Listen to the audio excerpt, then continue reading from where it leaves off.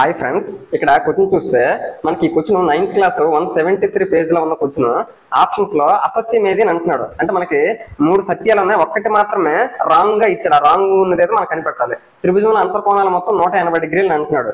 ఏ త్రిభుజమైనా కూడా అంతర్కోణాల మొత్తం 180 డిగ్రీలే ఉంటుంది, కాబట్టి ఇది సత్యం అవుతుంది, ట్రూ అవుతుంది.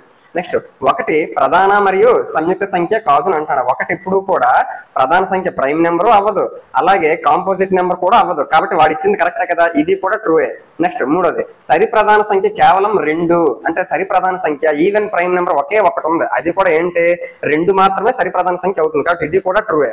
మరి లాస్ట్ 4th ఆప్షన్ చూస్తే ఒక చతుర్భుజంలో అన్ని భుజాలు సమానమైన అది చతురస్రం అవుతుందని అంటున్నాడు. ఆప్షన్స్ పరంగా చూసుకుంటే ఇదే మనకి ఫాల్స్ గా మనం చెప్పొచ్చు, కాబట్టి మనకు కావాల్సింది కూడా ఫాల్సే కావాలి, కాబట్టి option 4 is the correct answer. ఎందుకు? చతుర్భుజం అన్ని భుజాలు సమానమైనంత మాత్రాన అది చతురస్రమే అవ్వాలని రూల్ ఏమీ లేదు. ఎందుకు?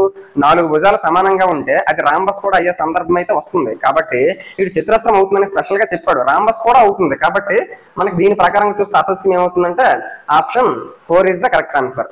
Thank you.